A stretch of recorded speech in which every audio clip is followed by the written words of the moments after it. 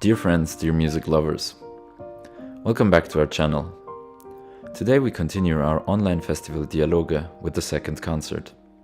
For those who are with us for the first time, we are very happy to have you. Please subscribe to our channel and don't miss the upcoming Dialoge Festival concerts, every Sunday evening at 7 o'clock for the next 4 weeks. Great musicians, beautiful chamber music and lots of positive energy are waiting for you. Tonight our guests are Amelia Małżońska and Jeremy Connu, playing pieces by Debussy, Honegger, Wieniawski and sharing their thoughts and ideas. Our musical journey will start in a few minutes. We are very thankful to RAN Kulturfonds for their support of making the festival possible. Enjoy the concert and see you next Sunday.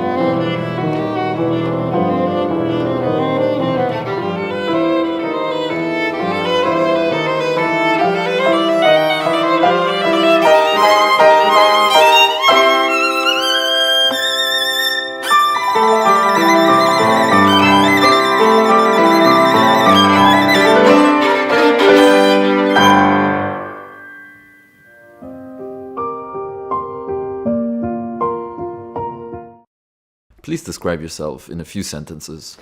Describe myself. I would say I'm definitely more of a calm person.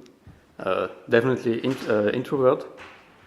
I don't mind being alone and spending time for myself, as probably most musicians do. But when I get to know someone, I would say that I warm up a bit and yeah, I think I can be quite funny sometimes. I can't judge it, but I think so. And yeah, what else can I say? Besides playing the piano, I like to read books and to watch movies, and I like to eat a lot, even if one can't see it. Oh, that's a difficult question. I think that I'm crazy, first of all, unpredictable, spontaneous, but when it's necessary, I'm serious and responsible. Who has mostly influenced your musical growth and taste? I think all the professors which I met since I started my adventure with violin, so all of them were the most important for me. But also, like, as the musical inspiration, I think it's Janine Jansen. There are quite some people. I think I would have to start with my family in general, who has always been very supportive and still is. Not only my father, who is also a musician, but also my mother and my two brothers, who had their rooms next to my room. And I guess it wasn't always easy, especially in the teenage ages, to have 5 or 6 hours of Beethoven and Mozart every day. But they never complained, and they were also always very supportive. Then another very important person was Mrs. Alicja Mazan, Polish concert pianist, and my first piano teacher, who brought me in contact with the real classical piano world. I also had a great piano teacher before that at the regular piano school, but when I changed to her at the Musikakademie Basel, it opened my eyes and I got introduced in a very new world. I stayed with her for, I guess, 6 years or something. And then I moved to Zurich, where I have studied for 7 years with Professor Konstantin Sherbakov, who is definitely the most important person in my life regarding my musical and my pianistical development. And yeah, there are many other persons. One last person, I guess, which I want to mention is also a former teacher of mine, Mr. Urs Walter. He was teaching Klavier Blattspiel at the conservatory. And he's a very interesting person with a very broad knowledge also about other arts. And he was, for instance, my mentor for my bachelor's project. And he was the guy who put the idea in my ear to start playing not just the regular piano repertory, but also to do a bit some other stuff, like I will play today, pieces by Arthur Honegger. And yeah, I think that sums up the most important persons in my musical life so far. The lockdown became a huge part of our life. How did you spend it? Well, At home, mostly. I would say the beginning, I would lie if I said that I didn't enjoy it in a way. Of course, it was very drastic that all the concerts got cancelled, and I don't want to deny that. But when first the whole life, the whole society slowed down and everything was a bit more chill, I enjoyed just spending time at home, playing board games with my girlfriend, not practicing that much as I used to do. And then when the lockdown, when the situation didn't change for a long time, I started learning new pieces, which I didn't plan to learn, but suddenly, because of the concert cancellation, suddenly I had a lot of time, as we all did. So I learned new pieces like the Beethoven Fourth Piano Concerto and other pieces. And then there was like a certain point where the whole situation, where it really started bothering me that I couldn't play concerts anymore. And yeah, and that's why I'm even more happy to be here today and to be able to perform again. And I hope that the situation will get better as soon as possible. Oh. First of all, I started to really enjoy a free time because before it was super crazy with a lot of concerts, so I was really relaxing. But then I started to think that it's not nice anymore not to be able to play a concert, and I was missing this. But from the other side, I also discovered my passion with hairdressing. That I like to do that. How do you see the future of the classical music industry? After this COVID situation, I think right now there will be more popular concerts, like online concerts instead of live, and that can be a bit sad. But I hope that also people were missing a lot of this live, normal atmosphere to be able to listen the normal performance, so I hope that it won't change so much. Honestly, I don't think that the future will be much different than how it is now. People are always saying and complaining that the audience of the classical music industry is dying away, and I'm not sure if I can or if I want to believe that. So I think that a lot of things will actually stay the same, as unspectacular as it sounds. What I definitely think that will change a bit are the formats of concerts. Like, I think we will see more and more alternative concert formats, as we do now already have them, like concerts with discussions, concerts combined with other arts, or maybe shorter concerts as we experienced them during the lockdown, the early phase of the lockdown. So I think that's one thing which will change, but I don't think that the regular concert as we know it will vanish, and therefore also I don't know what I would want to change. For myself, I'm sure I will keep trying to bring also the less standard repertory to the audience, and also get them to know some rather unknown pieces. That's something which I always like, which I also personally like very much, to discover these pieces, and that's something I want to share. But besides that, yeah, I'm quite optimistic, so I don't have much wishes to change. How do you think, when playing the compositions of a great composer or any composer, how much can you be free in your interpretation, and should you draw a line that must not be crossed? Well, I think this question about freedom is a quite difficult one. There is like I would say there is no such thing as freedom where there isn't also some kind of where there aren't some kind of borders. And for instance, one line which I wouldn't want to exceed is the exact text which the composers wrote. So, for instance, if Beethoven writes a piano, in my opinion, there's no need to play something completely else or whatever. So that's one thing where I'm quite strict at following the instructions of the composers. But then within these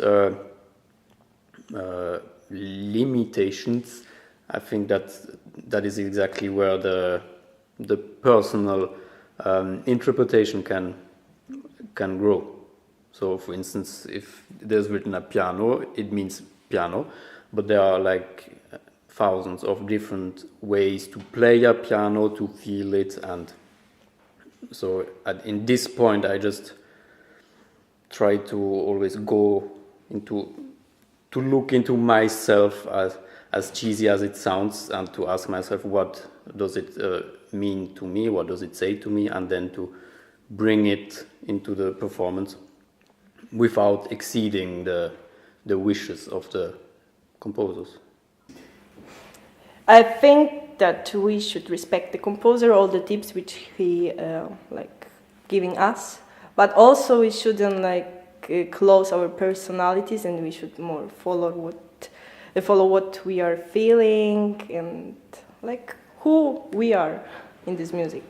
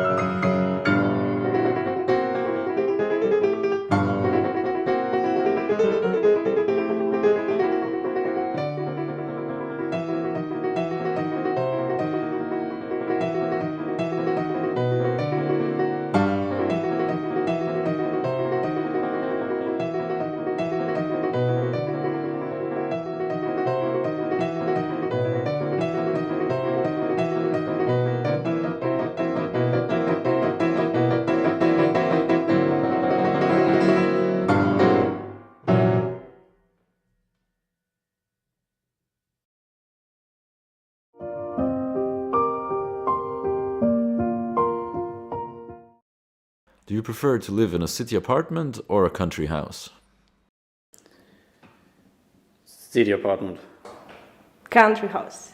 Would you rather die young and rich or old and poor? Young and rich. Old and poor. When do you think you will be old? 80. Never. Would you rather drink 3 espressos or 3 glasses of wine before playing a concert? 3 glasses of wine.